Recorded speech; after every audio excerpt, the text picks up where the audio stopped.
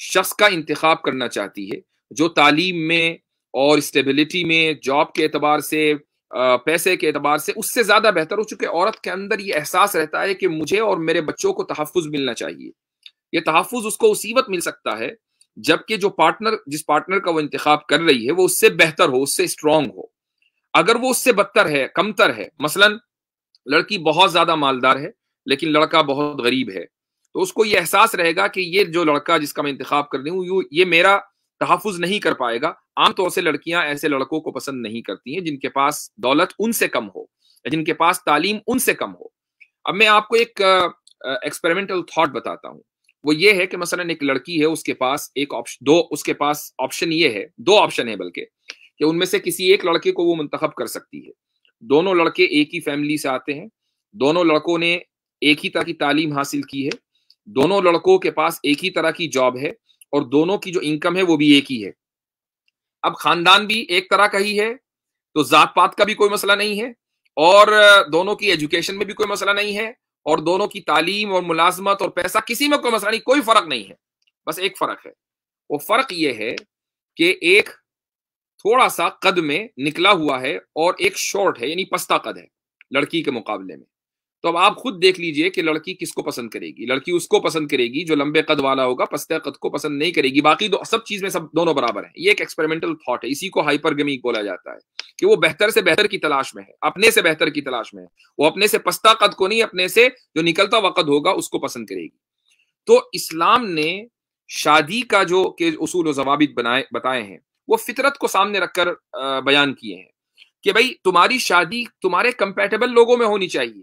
اگر تم کمپیٹیبلٹی کا خیال نہیں رکھو گے تو شادی ٹوٹ جائے گی.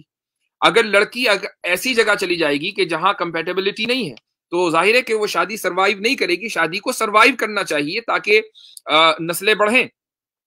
لیکن اسلام نے یہ نہیں بتایا اور یہ نہیں کہا کہ کمپیٹیبلٹی کا جو معیار ہے وہ صرف اور صرف نسب ہے. اسلام نے جو بیان کیا وہ کیا ہے؟ رسول اکرم صلی اللہ علیہ وسلم یہ فرماتے ہیں کہ ایک عورت سے جو نکاح کیا جاتا ہے تنکح المرأۃ، عورت سے نکاح کیا جاتا ہے. کیوں کیا جاتا ہے؟ کیا خصوصیات دیکھی جاتی ہیں؟ لحسبها ونسبها ومالها ودینها، کہ بہت سی مرتبہ نکاح کیا جاتا ہے اس کے خاندان کی خصوصیات کی وجہ سے. بہت سے لوگ نکاح کرتے ہیں اس کے نسب کی یا برادری کی خصوصیات کی وجہ سے. بہت سے لوگ اس سے نکاح کرتے ہیں اس کی خوبصورتی کی وجہ سے. اور کچھ لوگ ایسے بھی ہیں جو دینداری کو سامنے رکھتے ہیں. اور اس کے بعد پھر رسول اکرم صلی اللہ علیہ وسلم فرماتے ہیں فاصفر بذات الدین، کہ تم دیندار عورت کا انتخاب کرو. نسب کو رکھو سائیڈ میں، حسب کو رکھو سائیڈ میں، جمال کو رکھو سائیڈ میں، خوبصورتی کو. اصل جو تمہارا فوکس ہونا چاہیے وہ تمہارے پارٹنر کی دینداری ہونی چاہیے. یہ رسول اکرم صلی اللہ علیہ وسلم کی تعلیم ہے. تو اسلام نے جو معیار بتایا ہے کمپیٹیبلٹی کا وہ دینداری ہے. لیکن لوگوں نے اپنے معیار قائم کیے ہوئے ہیں اور اس میں بہت سے معیار نسب سے متعلق ہیں، حسب سے متعلق ہیں. تو اصل انسان کی فطرت کو سامنے رکھا ہے. فقہ کتابوں میں یہی ملتا ہے. جی عاصم بھائی اور ہمارے ایکنالوجی اسلام صاحب اگر ایڈ کرنا چاہیں کچھ. جی مفتی صاحب، ایکچولی جو آپ نے یہ بات بولی ہائپر گیمس والی، یہ بالکل صحیح ہے.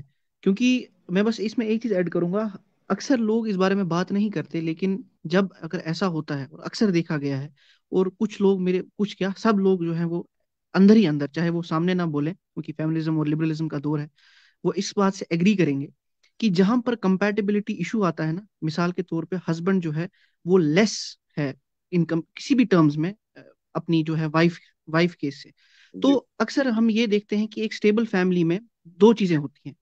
ہسبینڈ کے جو ہے وہ وائف کے ٹورڈز کیئر ہونی چاہیے، اور جو یہ ہماری وائف ہے اس کو جو ہے نا اس کے ہسبینڈ کے ٹورڈز رسپیکٹ ایک ایلیمنٹ ہونا چاہیے. تب جا کے جو ہے ایک فیملی جو ہے نا وہ ایک اچھے سے فنکشن کرے گی.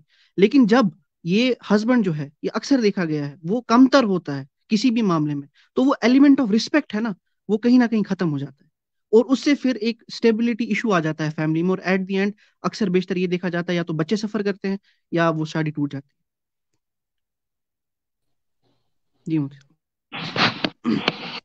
جی ہاں، میری آواز آ رہی ہے؟ جی اچھا ٹھیک ہے. تو چلیں اب لنک میں پبلک کرنے جا رہا ہوں، اور ہماری یہ جو موضوع ہے اس کے اوپر کافی گفتگو ہو چکی ہے. اسی موضوع کے اوپر اگر کچھ لوگ بات کرنا چاہیں تو ضرور آ سکتے ہیں. یہ لنک آ رہا ہے آپ کے پاس، اور اس کے بعد انشاءاللہ میں اس کو پن بھی کروں گا. Just a second. اگر کسی وقت ویڈیو لیگ کرے یا رک جائے تو ذرا مجھے بتا دیجیے گا. جی بھائی یہ پن آ گیا ہے، سوری لنک آ گیا ہے، اس کو میں پن کر رہا ہوں. Just a second.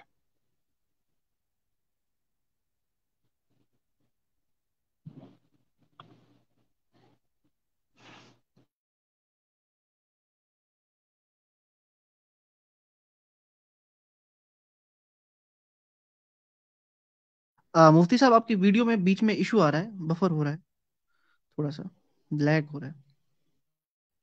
جی ایک منٹ.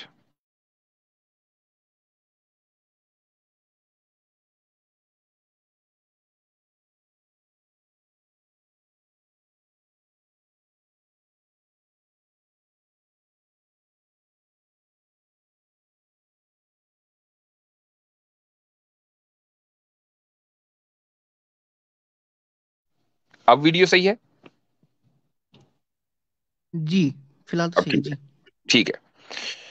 اچھا جی، تو ہمارے ساتھ ہیں، سب سے پہلے میں لے رہا ہوں سچن بھائی. یہ وہی سچن ہے کیا؟ جی بھائی سچن صاحب. اس کے بعد میں لوں گا سہیل خان، پھر آرون. جی بھائی سچن صاحب.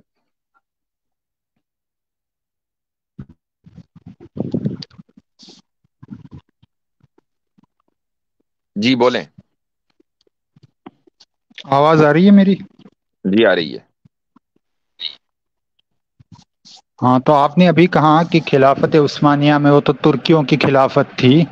بھائی آپ صاحب وہ وہی سچن ہے نا کچھ جناب دن وہ، پہلے جو آئے تھے؟ ہاں وہ ایکس مسلم، ہاں ختنہ والا. ختنہ والا، ختنہ فائل والا. جی ہاں تو اس کی جی اس جی کی جی. بھی میں یہی بات بتایا تھا کہ وہ شادی سے انکار وہ ہوا. وہ آپ نے ابھی جو مسئلہ کہا کہ وہ لڑکی کے ابا نے یہی کہا کہ تم پیدائشی مسلم نہیں ہو تو ہم، بھائی شادی نہیں ہو سکتی، جی خاندانی مسلمان نہیں ہو. جی تو وہی آپ نے جو بھی کہا وہ مسئلے میں، ہاں تو ٹھیک ہے وہ ان کے نظریہ تھا. خیر، تو دوسری بات میں آپ کو بتانا چاہتا ہوں کہ آپ نے ابھی تھوڑا ٹائم پہلے جو حدیث بتائی تھی کہ امام صرف قریش کا ہوگا، پھر آپ ہم، نے کہا کہ ترکیوں کے خلیفہ وہ جو ارطغرل اور اس کی اولادیں ہیں اور جو پوری ہم، خلافت عثمانیہ ہے ان کو ہم، تو پورے اسلامی ورلڈ نے ایکسپٹ کیا تھا. وہ انہوں نے تو تلوار کے اور ہتھیاروں کے زور پہ خلافت کی تھی. اور جب ان کی خلافت، آپ نے اگر لارنس آف عربیہ فلم کے بارے میں اس کی جو اوریجن سٹوری ہے وہ پڑھی ہوگی، تو لارنس جو کمانڈر تھا برٹش آرمی کا، اس نے یہی بات بول کر عربوں سے کہا تھا کہ تم بغاوت کرو ان کے خلاف، ترکیوں کے ہم، خلاف. اور ہم. عربوں نے، آل سعود نے بغاوت کر دی تھی. یہ ٹھیک ہے، بات جو ہے نا وہ انہوں نے کبھی بہت دل اچھا سے سوال ہے ایکسپٹ آپ نہیں کا. کیا تھا. مجھے ایک بات بتائیے کہ اگر قومیت اور ذات پات اس وقت فیکٹر ہوتی تو کیا لارنس آف عربیہ کو سجھانا پڑتا عربوں کو کہ ارے تم تو عرب ہو، وہ عجم ہے، تم بغاوت کرو؟ یہ تو ان کو پھر خود ہی سمجھ میں آنا چاہیے تھا نا، وہ خود ہی بغاوت کرتے تھے. لارنس آف عربیہ کے آنے کی کیا ضرورت تھی؟ Point number 1. پوائنٹ نمبر 2، خلافت عثمانیہ پوری دنیا میں بہت سی جگہوں پر تلوار کے زور پر قائم ہوئی ہے، یعنی مسلم ممالک کے اندر بھی باقاعدہ انہوں نے ٹیک اوور کیا، مان لیا. خلافت عباسیہ کیسے قائم ہوئی؟ وہ تو قریشی کے تھے. آپ بتانے چاہیں گے خلافت عباسیہ کیسے قائم ہوئی؟ ہاں وہ تو امید کے خلاف ان کے پولیٹیکل ڈفرینسز تھے نا. وہ تلوار کا استعمال ہوا نا. ہاں بالکل بائی فورس ہی تو ہوا، بغاوت تو ہوئی. اب جب یہ بات طے ہو گئی تو صرف آپ خلافت عثمانیہ کو یہ نہیں کہہ سکتے کہ اگر یہ یعنی ان کی خلافت کو اس لیے تسلیم کیا چونکہ تلوار کا زور تھا، ورنہ پھر یہی لاجک آپ کو خلافت عباسیہ میں بھی چلانی پڑے گی، حالانکہ وہ لوگ تو قریشی تھے. اور دوسری بات یہ کہ جو قومی فخر ہوتا ہے وہ نیچرل ہوتا ہے لوگوں میں، کسی کے سمجھانے سے نہیں ہوتا. یہ نہیں ہے کہ لارنس آف عربیہ آئے گا اور وہ پورے عرب ممالک میں گھومے گا اور اس کے بعد بغاوت کر دے گا. یعنی obviously ڈیوائڈ اینڈ رول جو ہے وہ برٹش کی ہمیشہ کی پالیسی رہی ہے. اس نے انڈیا میں ڈیوائڈ کیا، اس نے عربوں کے اندر ڈیوائڈ کیا. جی نہیں لارنس نے تو ان کو وہ ملٹری اکوپمنٹ اور اس زمانے کے جو ماڈرن ویپنز تھے، ہتھیار تھے، وہ سبمٹ کیے، وہ دیے. تو وہ اس کی یہ تھی. اور میں یہ کہہ رہا ہوں دل کے اندر تو یہ سات بات تھی ہی نا. کہ بھائی یہ ترکی عربوں پر کیوں رول کر رہے ہیں. ساتھ میں یہ چیز اس نے ڈالی کہ نہیں ڈالی کہ تم لوگ عرب ہو اور وہ عجم ہیں، تم یہاں کے ہو وہ باہر کے ہیں، وہ تم پر حکومت کر رہے ہیں. یہ والی ٹیکٹک تو ہر جگہ کامیاب ہو جاتی ہے نا، اور خصوصاً اگر ہتھیار بھی دے دی جائیں. یعنی ایک بات بتائیں کہ کسی آدمی کو لیڈرشپ بری لگتی ہے؟ کسی کو نہیں لگتی. اگر مجھے پتا ہو کہ میں مثلاً مجھے پوری بیکنگ مل رہی ہے یو ایس کی طرف سے یا رشیا کی طرف سے یا فلاں فلاں، تو ہو سکتا ہے کہ میں بھی کہیں جنگ کے اندر شامل ہو جاؤں. تو اسی طریقے سے جو لوگ، خصوصاً اگر میں کسی قبیلے کا سردار ہوں، تو اسی طریقے سے جو اس زمانے میں جو عرب قبائل تھے، ان کو جب پورے ہتھیار دیے اور ان کو کہا کہ تمہیں ہم آزادی دیں گے، تم اپنا ملک رکھو گے، تم کسی کے ماتحت نہیں ہوگے، تو وہ لوگ جنگ میں کود گئے. اب آپ دیکھیں آج کے دور میں ترکی میں اردوغان مثلاً پرائم منسٹر ہے، تو سوری صدر ہیں، صدارتی الیکشن انہوں نے جیتا ہے. کیا آپ کو لگتا ہے کہ صرف اور صرف ترک مسلمان جو کنزرویٹو مسلمز ہیں وہ ان کے حامی تھے؟ پورے عالم عرب میں جتنی حمایت اردوغان کی ہے وہ اس سے زیادہ ہے جتنی حمایت ان کی ترکی میں ہے. کیوں؟ اس لیے کہ ان کی اسلامک ویلیوز ہیں، اس وجہ سے ان کی حمایت عربوں کے اندر کی جاتی ہے. ہاں، عرب حکومتیں نہیں کریں گی، عوام کرے گی. جی جی اب سچن صاحب جو بات کر رہے ہیں پورے اس کا، شاید اصل میں یہی ہوتا ہے نا، جب اوپر سے چیزوں کو ہم کہیں پڑھ لیتے ہیں تو ایسا ہی ہوتا ہے. ان کو اگر سائکس پیکو ایگریمنٹ کے بارے میں پتہ ہے آپ کو؟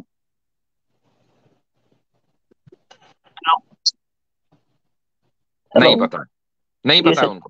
جی تو جب آپ کو یہ ساری چیزیں پتہ ہی نہیں ہوگی تو آپ کو پتہ کیسے ہوگا کہ وہ جو عرب نیشنلزم، عرب کے اندر جو نیشنلزم کا کیڑا کاٹا تھا لوگوں کو، وہ کیوں کاٹا تھا اور اس کی وجہ کیا تھی؟ اور جو عثمانیہ کے خلاف یا ترکوں کے خلاف جو بغاوتیں ہوئی اس کی وجہ کیا تھی؟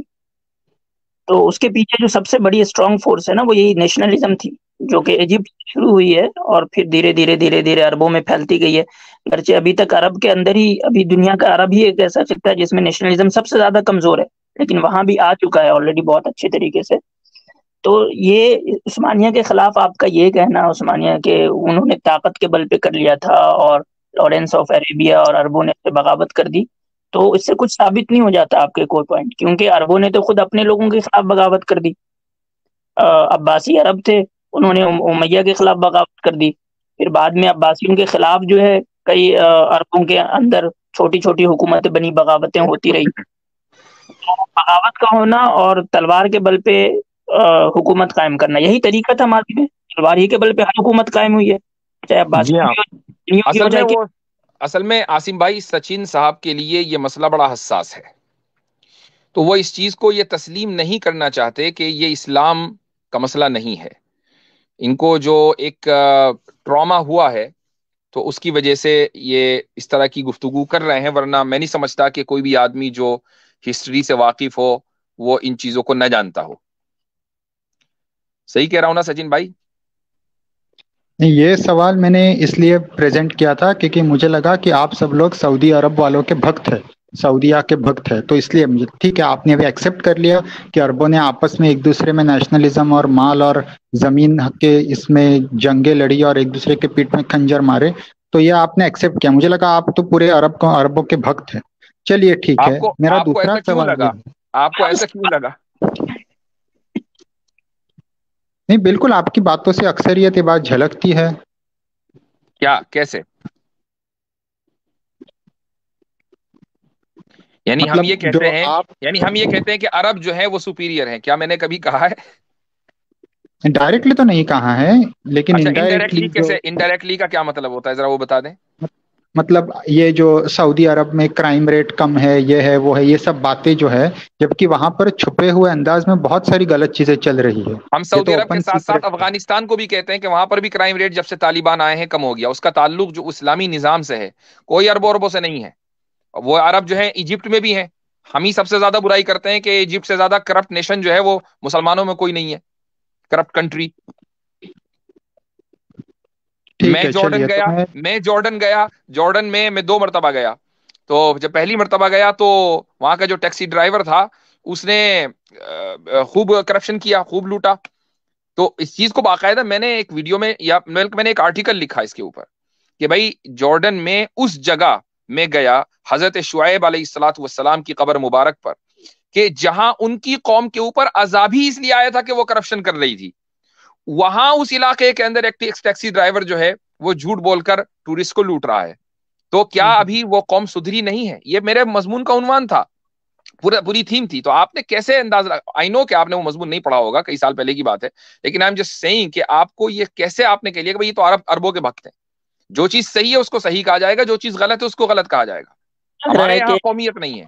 قیاس کرتے ہیں تو سچن صاحب نے اپنے اوپر ہم لوگوں کو بھی قیاس کیا ہوگا کہ جی وہی سچن بات ہے. صاحب سے کچھ لوگوں کے یا کچھ یعنی کہ بھکت ہیں الگ الگ چیزوں کے, تو اسی طرح انہوں نے ہمارے بارے میں بھی سوچ لیا ہوگا. جی جی ہاں ٹھیک ہے ہاں بھائی تو اب تحسین میرا صاحب, ایک اور سوال ہے. چلیں اب پھر آ جائیے گا, اگلے آگے اور بھی لوگ ہیں. ارے ایک منٹ یار, ایک سوال ہے بہت امپورٹنٹ ہے. جی جی, ایک حدیث آتی ہے کہ ایک عورت آئی رسول اللہ صلی اللہ علیہ وسلم کے سامنے, اور عورت نے پیغمبر صاحب سے پوچھا کہا کہ میں اپنے آپ کو آپ کے نکاح میں دینا چاہتی ہوں. تو رسول اللہ نے اسے سر سے لے کر پاؤں تک دیکھا اور پھر کہا کہ مجھے اب اس کی ضرورت نہیں. تو کس لیے ریجیکٹ کیا اس عورت کو؟ معیار تو دینداری ہے نکاح کا, تو کیا اس عورت کے دین میں کمی تھی, یا پھر رسول اللہ نے خوبصورتی کے اوپر یا نسب کے اوپر ریجیکٹ کیا اسے؟ اصل میں یہ سوال آپ کے ذہن میں اس لیے ہوا چونکہ آپ کو یہ نہیں پتا کہ رسول اکرم صلی اللہ علیہ وسلم نے عام طور سے نکاح کیے ہی کیوں, کن بنیادوں پر کیے. اگر آپ علیہ الصلوۃ والسلام نے بقیہ جو نکاح کیے وہ بھی خوبصورتی کی بنیاد پر کیے ہوتے تو پھر تو خوبصورت عورتوں کی لائن لگ چکی ہوتی. آپ علیہ الصلوۃ والسلام کی نکاح کرنے کے پیچھے, ملٹیپل نکاح کرنے کے پیچھے ملی ضرورت یا سیاسی ضرورت جس کو کہنا چاہیں وہ بھی تھی. یہی وجہ ہے کہ میں نے اس سے پہلے بھی اس موضوع پر کافی تفصیلی گفتگو کی ہے. جویریہ بنت الحارث رضی اللہ عنہا سے آپ صلی اللہ علیہ وسلم نے نکاح کیا, پورا کا پورا قبیلہ بنو مستلق مسلمان ہو گیا. اسی طریقے سے حضرت صفیہ بنت حیی رضی اللہ عنہا سے آپ نے نکاح کیا تاکہ جو خیبر کے یہود ہیں ان کے ساتھ صلح صفائی ہو جائے اور وہ اسلام میں داخل ہو جائیں. یہ اس زمانے کا ایک نظام تھا, اور اللہ سبحانہ و تعالیٰ نے آپ صلی اللہ علیہ وسلم کو اجازت دی کہ آپ یہاں نکاح کریں, تاکہ وہ سب کے سب قبیلے اس طریقے سے کہ بھئی ہمارا داماد ہے, لہٰذا وہ جو دشمنی ہے وہ ختم ہو جائے, کم سے کم بلڈ شیڈ ختم ہو, اگرچہ کوئی اسلام میں داخل نہ ہو رہا ہو. یہی وجہ ہے کہ صفیہ رضی اللہ عنہا سے نکاح کرنے کے بعد پھر خیبر میں کوئی جنگ نہیں ہوئی. حضرت ام حبیبہ رضی اللہ عنہا کے ساتھ نکاح کرنے کے بعد پھر مشرکین مکہ اور مسلمانوں میں کوئی جنگ نہیں ہوئی. تو یہ ساری چیزیں ذہن میں رکھنی چاہیے. جب اللہ سبحانہ و تعالیٰ کی طرف سے اجازت ہوتی تھی کہ کسی قبیلے میں شادی کرنا اس کی ضرورت کی وجہ سے, تو آپ علیہ الصلوۃ والسلام شادی کرتے تھے. اس عورت کو جو منع کیا ضرورت نہیں تھی, چونکہ ایسا نہیں تھا کہ وہ اس کے ساتھ شادی کر کے کسی قبیلے کے معاملات یا علاقے کے معاملات حل ہو جاتے, کوئی ضرورت نہیں تھی, تو آپ نے نکاح نہیں کیا. یہ اور سچن صاحب کو اگر یہ چیزیں لگتی نہیں ہو کہ ایسا ہوتا ہے, تو آج بھی ٹرائبل ایریا میں جائیں, آج بھی ایسا ہی ہوتا ہے کہ اگر شادی کسی ٹرائب میں ہو گئی نا, تو وہ ٹرائبلز جو ہیں وہ یعنی کہ آپ ان کے داماد ہیں, تو وہ اپنی پوری زندگی آپ کو حفاظت اس طرح سے کریں گے کہ وہ اپنی جان گوا دیں گے آپ کے لیے, لیکن آپ کے اوپر کوئی آنچ نہیں آنے دیں گے. تو آج بھی دنیا میں جو ٹرائبل سسٹم ہے وہاں یہی نظام چلتا ہے. راجپوتوں میں آج بھی ہوتا ہے. دامادوں کی جو ہے وہ, ایک صاحب میرے ایک دوست ہیں, تو مفتی صاحب ہیں, راجپوت خاندان سے آتے ہیں, تو وہ کہنے لگے کہ میں سفر کر رہا تھا اور اسٹیشن پہ ایک ٹی ٹی, ٹرین میں ایک ٹی ٹی تھا, تو ان کی جو سیٹ تھی وہ کنفرم نہیں تھی. تو اس کی نیم پلیٹ پر دیکھا ہوگا, اس سے اندازہ لگایا ہوگا کہ وہ بھی راجپوت ہے, حالانکہ وہ مسلمان نہیں تھا. تو ان صاحب کی جو اہلیہ ہیں وہ اصل میں راجپوت کی جو نچلی جو اس کی جو سب یا ذیلی شاخ ہوگی وہ ادھر سے آتی ہیں, ان مفتی صاحب کی اہلیہ, اور اسی شاخ کا وہ بندہ تھا, وہ ٹی ٹی تھا. تو انہوں نے کہا کہ بھائی میری تو اہلیہ تمہاری بہن ہے, ہم راجپوت ہیں. تو یہ سننا تھا, وہ ٹی ٹی صاحب لٹو ہو گئے کہ بھائی آپ تو ہمارے داماد ہیں, لہٰذا وہ داماد کی طرح جو ہے ان کا ٹریٹمنٹ ہوا پوری ٹرین میں. تو یہ جو چیز ہے یہ آج بھی ہے لوگوں میں, ایسا نہیں ہے کہ یہ چیزیں ختم ہو گئی. مفتی صاحب ریسنٹلی پرسوں کا ہی یہ واقعہ ہے, میں نے پڑھا کسی نیوز پیپر میں کہ جارڈن کی پرنسس یا پرنس کا جو ہے وہ نکاح جو ہے, شادی جو ہے, سیریمنی تھی کسی گلف کنٹری کے پرنس کے ساتھ. تو پھر میں نیچے جب وہ پڑھ رہا تھا نیوز, تو وہاں پہ ایک بندے نے یہ بھی لکھا تھا اس آرٹیکل میں کہ ہو سکتا ہے اس کی وجہ سے ان کے آپس کے جو تعلقات ہیں ممالک کے وہ اور بہتر ہو جائیں. یہ بات لکھی ہوئی تھی. ایسا ہی ہوتا ہے, بالکل ایسا ہی ہوتا ہے کہ سعودی عرب اور بحرین کے درمیان جو سب سے مضبوط رشتہ ہے وہ سسرالی رشتہ ہے. ادھر کی لڑکیاں ادھر ہیں, ادھر کی لڑکیاں ادھر ہیں. جارڈن میں آپ دیکھیں کہ جارڈن میں جو اکثر شاہی یعنی جو خواتین ہیں, یعنی جو باہر سے آئی ہیں, ان میں ایک ٹھیک ٹھاک تعداد عیسائیوں کی ہے، اور اس سے کیا ہے کہ جو جارڈن میں جو عیسائی بستے ہیں وہ سارے کے سارے مسلمانوں کے ساتھ کھڑے ہیں، کوئی اختلاف ہی نہیں ہے وہاں. بالکل. تو یہ ایک طریقہ ہمیشہ سے رائج چلا رہا ہے، آج بھی ہے. ٹھیک ہے بھائی، چلیں. اچھا اگلے صاحب ہیں، اچھا بیک سٹیج خالی کر دیجیے سچن بھائی. یہ کیا ہے؟ آرون یا ایرن، آئی ڈونٹ نو کیسے پرناؤنس کرنا ہے اس کو. جی ہیلو. جی بھائی. ہیلو. جی بھائی آواز آ رہی ہے آپ کی. جی السلام علیکم. وعلیکم السلام. آپ کیسے پرناؤنس کرتے ہیں اپنا نام؟ یہ ہارون ہے کیا یا ایرن ہے کیا؟ یہ نو، یہ مفتی صاحب یہ رانگ نیم ہے، وہ میں نے آئیڈینٹی کے لیے. اچھا اچھا، آپ مسلمان ہیں؟ جی جی جی. اچھا جی فرمائیے. مفتی صاحب سب سے پہلے تو میں آپ کا شکریہ ادا کرنا چاہتا ہوں، اور ساتھ میں آپ کی ٹیم کا، کہ آپ کی وجہ سے میں کافی زیادہ جو یہ ایکس مسلمس کے یہ جو الٹی سیدھی باتیں تھیں ان سے بچا. اور سیکنڈ پوائنٹ مفتی صاحب میں رکھنا چاہتا ہوں کہ جو آپ نے کاسٹ کے حوالے سے آج بات کری ہے، تو یہاں as I am from India, تو یہاں یہ بات صحیح ہے کہ کافی زیادہ مطلب جیسے ہم کہیں جہلیت ہے ہمارے یہاں، اسے لے کے پورے معاشرے میں کافی حد تک ہے، especially in the northern regions, Uttar Pradesh بہار میں یہ کافی زیادہ ہے.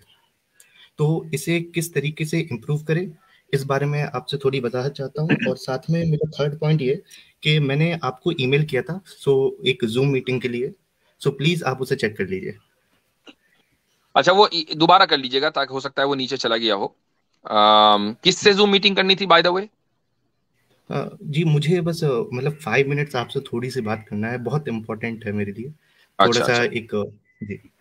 دوبارہ کر لیجیے گا ای میل، تو میں انشاءاللہ اگر وہ نیچے نہ گیا تو پھر وہ آ جائے گا اوپر، میں دیکھ لوں گا. جی اچھا رہی بات یہ کاسٹ سسٹم کو کیسے اس سے چھٹکارا حاصل کیا جائے جو مسلمانوں میں خصوصاً نارتھ انڈیا میں ہے، عاصم بھائی اس تعلق سے کچھ کہنا چاہیں گے؟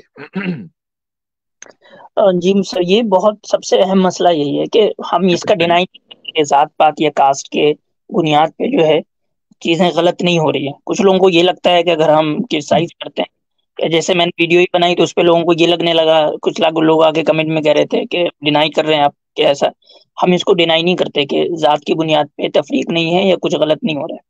لیکن اصل مسئلہ ہے کہ آپ اس کا حل کہاں سے ڈھونڈتے ہیں.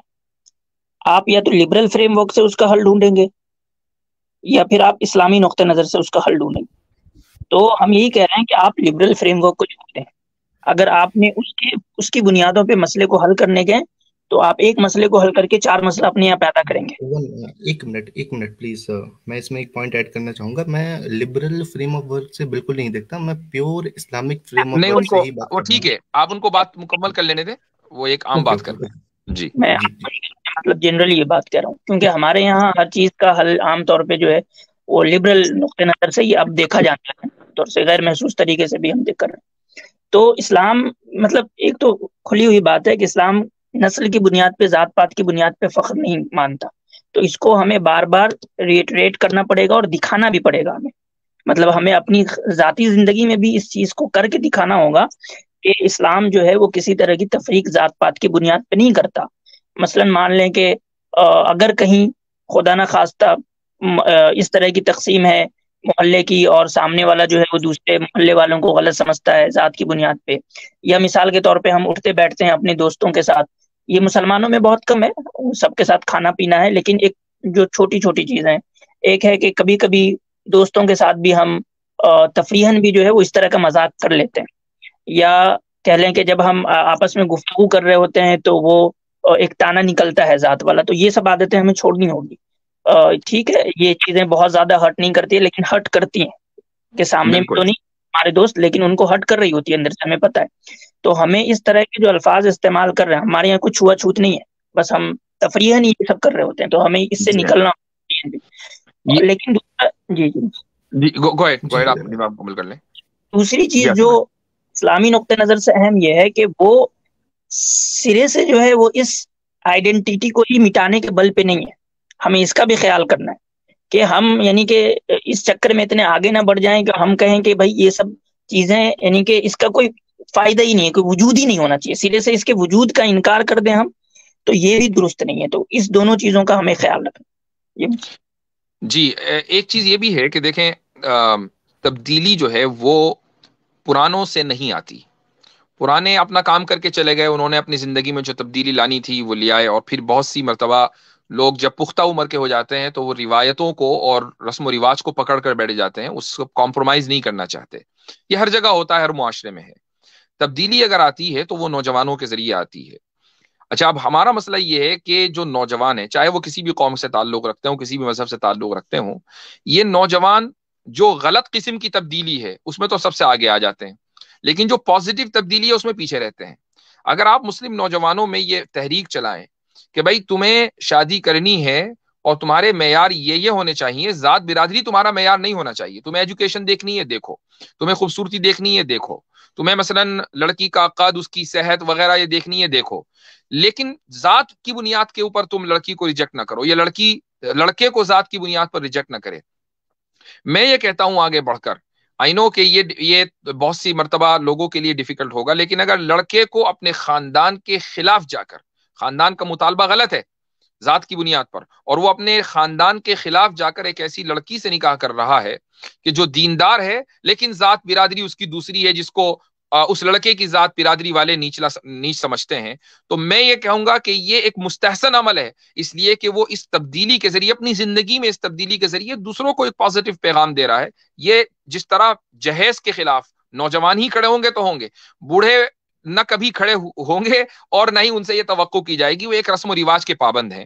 نوجوان اگر یہ کہیں گے کہ نہیں میں نکاح کر رہا ہوں, میں ہرگز اور ہرگز اپنی ہونے والی بیوی سے, گھر والوں سے جہیز قبول نہیں کروں گا, وہ جب اس طریقے کا عزم مصمم کر لیں گے اور ایک بڑی تعداد میں نوجوان نکل کر آئیں گے تو جہیز سے بھی چھٹکارا مل سکتا ہے اور ذات پات کے اس نظام سے بھی چھٹکارا مل سکتا ہے. مفتی صاحب, اس میں ایک بات ایڈ کرنا چاہوں گا. جی, وہ یہ کہ ہمیں میں اس کو ایسے سمجھتا ہوں کہ ہم اس کو آپ کی آواز نہیں آ رہی ہے, سیکھنا چاہیے. ہیلو, وہ آواز یہ کٹ ہے, گئی آپ کی. جی اب بولیں. جی جی جی, وہ یہ ہے کہ بہت ہم آج یوتھ کو دیکھ رہے ہیں, ابھی ہم نے بول دیا کہ چلو آپ دین کو معیار رکھو ایک شادی کے لیے, لیکن کیا ہم یہ دیکھ رہے ہیں یوتھ میں کہ وہ جب دوست بناتے ہیں وہ وہاں پہ دین کا جو ہے وہ اس کو رکھتے ہیں کنڈیشن پہ کہ نہیں صحیح, کون بندہ صحیح, کتنا دیندار ہے کہ نہیں. جب صحیح, تک ہم پوری لائف میں یہ چینج نہیں لائیں گے کہ اپنے ایچ اینڈ ایوری اسپیکٹ کو آپ کو جج کرنا ہے اس معیار پہ, دین کے معیار پہ, تو ایک ہی چیز پہ بار بار کہنا مجھے نہیں لگتا وہ تب تک اتنا افیکٹو ہوگا جب تک ہم اوور آل چینج نہیں لاتے. تو یہ چینج لانے کی بڑی امپورٹنس ہے. جی ہاں, ٹھیک ہے جناب, شکریہ بہت بہت. جی شکریہ. اچھا جی, اگلے کالر ہیں ہمارے ساتھ گولڈ ورکر بلاک, اس کے بعد ہاشم صاحب ہیں, اس کے بعد معین انصاری ہیں, پھر سہیل خان ہے, پھر ابراہیم انصاری ہیں. جی السلام علیکم. وعلیکم السلام. جی بھائی, اب جلدی جلدی بات کر لیتے ہیں. کیسے ہیں مفتی صاحب؟ الحمدللہ. جی فرمائیے. بس ایسے ہی میں جوائن کر کے رکھا تھا, آپ لوگوں کا ویڈیو دیکھتا ہوں میں. چلیں ٹھیک ہے, تو دعا کرتے رہیے گا, اللہ تعالیٰ آپ کو عافیت سے رکھے, آپ ہمارے لیے دعا کیجیے گا. ٹھیک ہے, چلیں صحیح ہے, جزاکم اللہ. ہاشم صاحب بیک اسٹیج چھوڑ دیجیے گا بھائی. گولڈ ورکر صاحب. جی مفتی صاحب کیا حال ہے؟ الحمدللہ. جی فرمائیے. مفتی صاحب پہلے تو میں کہنا چاہوں گا کہ آپ کی کنسسٹنسی کی تھوڑی داد دینا چاہوں گا کہ بے شک آپ بہت کنسسٹنٹ ہیں اپنے پورے فریم ورک کے ساتھ, لیکن میرا ایک سوال ہے, آپ اگر اجازت دیں تو ٹاپک سے ریلیٹڈ سوال ضروری تو نہیں ہے؟ آپ مسلمان ہیں کہ ایگنوسٹک ہو چکے ہیں؟ مسلمان نہیں ہوں, ایگنوسٹک یا اس طرح کی ٹرم میں نہیں یوز کروں گا. اچھا, تو کچھ تو آئیڈینٹیفائی کریں, اگر مسلمان نہیں ہے تو کچھ تو ہوں گے. مطلب مسلمان نہیں ہوں بس, یہ کافی نہیں ہے؟ نہیں یہ کافی نہیں ہے, کیونکہ اگر کوئی آدمی یہ کہے کہ میں امریکن نہیں ہوں تو یہ کافی نہیں ہوتا, یہ بتانا پڑتا ہے کہ اچھا پھر آپ ڈینش ہیں, آئرش ہیں. آج کے دور میں تو یہی آئیڈینٹی ہے نا, نہ ہونا آئیڈینٹی نہیں ہے, ہونا آئیڈینٹی ہے. اسی پہ ہی میری تھوڑی بات آپ سے ہوگی, میں اسی پہ ہی بات کرنا چاہ رہا تھا. اسی وجہ سے میں یہ کہنا چاہ رہا ہوں کہ آپ کی کنسسٹنسی کے بارے میں کہہ رہا تھا، لیکن میں یہ سوال